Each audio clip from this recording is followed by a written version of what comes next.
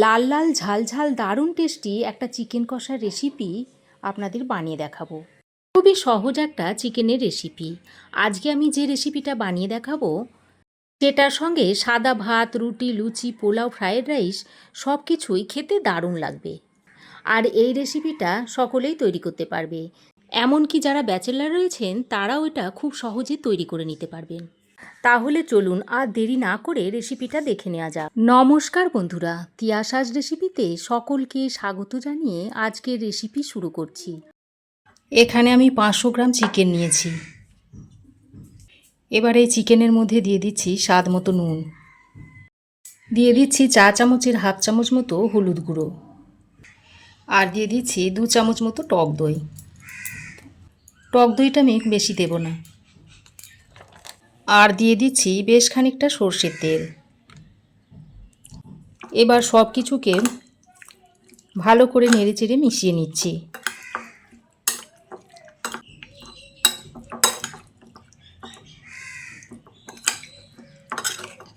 সব কিছুকে ভালো করে মিশিয়ে নিয়েছি। এবার এটাকে আপনারা রেস্টে রেখেও দিতে পারেন, আর যদি হাতে সময় কম থাকে তাহলে সঙ্গে সঙ্গেও রান্না করে নিতে পারেন। তবে আজ আমি সঙ্গে সঙ্গেই রান্না করে নেব। এবার রান্নাটা করার জন্য কড়াই গরম করে দিয়ে দিচ্ছি বেশ খানিকটা সর্ষের তেল।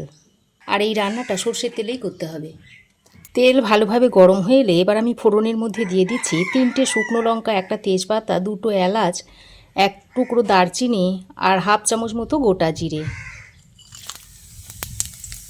আর একটা গোটা রসুনের কোয়াগুলো ছাড়িয়ে নিয়েছি, সেইটা এখন এর মধ্যে দিয়ে দিচ্ছি। এবার ফোড়নটাকে কিছুক্ষণ ভেজে নিচ্ছি। রসুনের মধ্যে সোনালি একটা কালার চলে আসা পর্যন্ত ফোড়নটাকে ভেজে নেব। দেখুন ফোড়ন খুব সুন্দর করে ভেজে নিয়েছি। এবার আমি এর মধ্যে দিয়ে দিচ্ছি কুচনো পেঁয়াজ। 3টে মিডিয়াম সাইজের পেঁয়াজকে আমি কুচিয়ে নিয়েছি, সেইটা এখানে দিয়ে দিচ্ছি।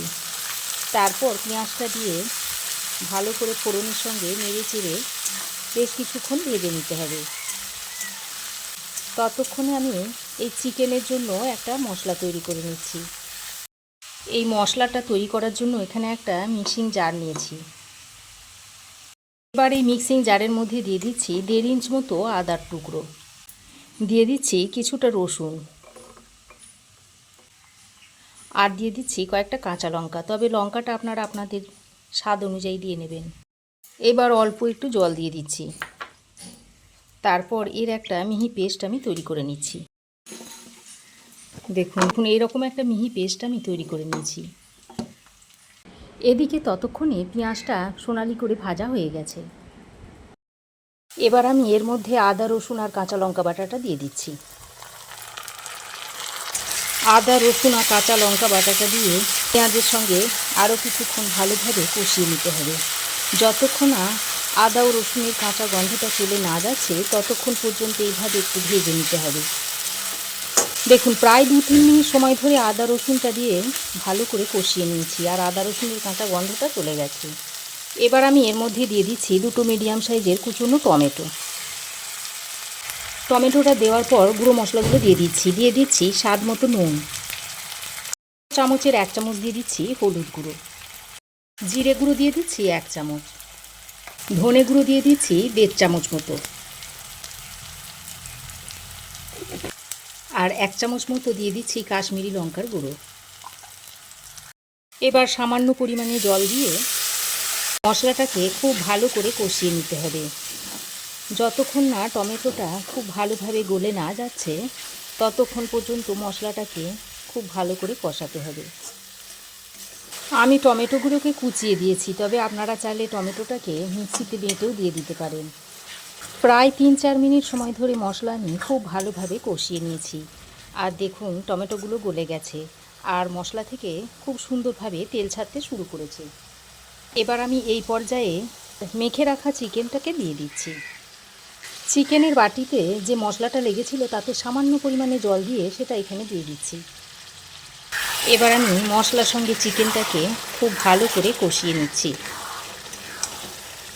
দেখুন বেশ কয়েকবার নাড়াচাড়া করে একটা ঢাকনা লাগিয়ে লো টু মিডিয়াম ফ্লেমে প্রায় 7-8 মিনিট মতো রেখে দেব।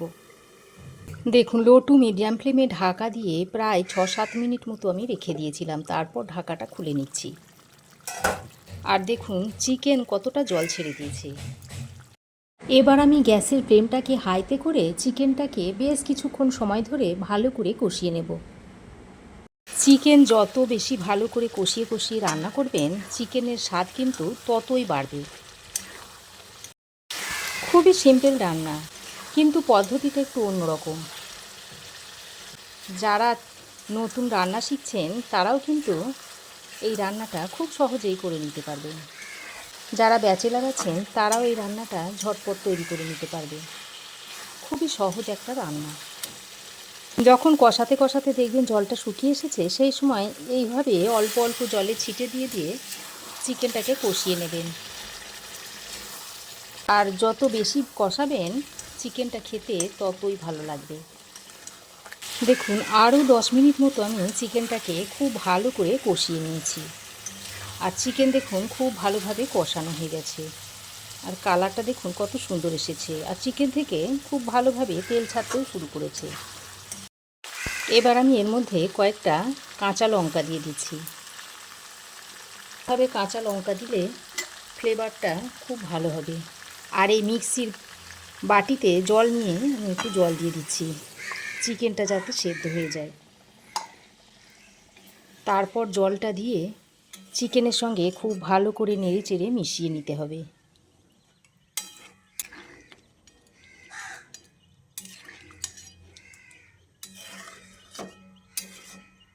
চিকেন আমি খুব ভালো করে নেড়ে চেড়ে জল দিয়ে মিশিয়ে নিয়েছি।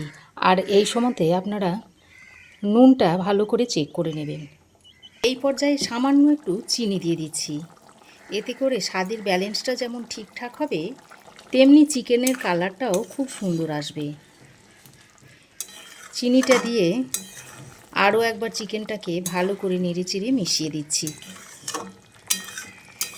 ভালো করে নেড়েচেড়ে মিশিয়ে নিয়ে ঢাকা দিয়ে আরও 10 মিনিট আমি রান্না করে নেব। এর ফলে চিকেনটা খুব ভালোভাবে সেদ্ধ হয়ে যাবে।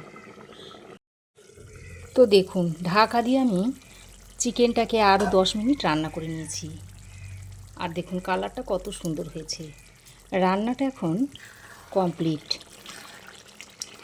এবার এই চিকেনটা পরিবেশন করার জন্য একেবারেই রেডি হয়ে গেছে।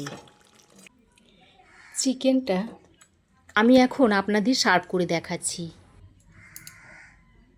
এটা আপনারা সাদা ভাত, রুটি, লুচি, পোলাও, ফ্রাইড রাইস সব কিছুর সঙ্গেই সার্ভ করতে পারবেন। খেতে অত্যন্ত সুস্বাদু হয়। তো দেখুন, চিকেনটা আমি একটা বাটির মধ্যে সার্ভ করে দিয়েছি। তাহলে বন্ধুরা, এইভাবে আমার মতো করে চিকেনটা বানিয়ে আপনারা একবার বাড়িতে খেয়ে দেখুন। আর কেমন হয়েছে অবশ্যই একটা কমেন্ট করে জানান। আর যদি ভালো লাগে তো অবশ্যই একটা লাইক করবেন। চাইলে বন্ধুদের মধ্যে রেসিপিটাকে শেয়ারও করতে পারেন। পাশে থাকা বেল বাটনটাকে অবশ্যই প্রেস করে দেবেন। আর আমার চ্যানেলে যদি নতুন বন্ধু হয়ে থাকেন তো প্লিজ চ্যানেলটাকে সাবস্ক্রাইব করার অনুরোধ রইল। আজ এ পর্যন্তই। আবার দেখা হবে নতুন কোনো রেসিপি নিয়ে নেক্সট এপিসোডে। সে পর্যন্ত ভালো থাকবেন, সুস্থ থাকবেন। ধন্যবাদ।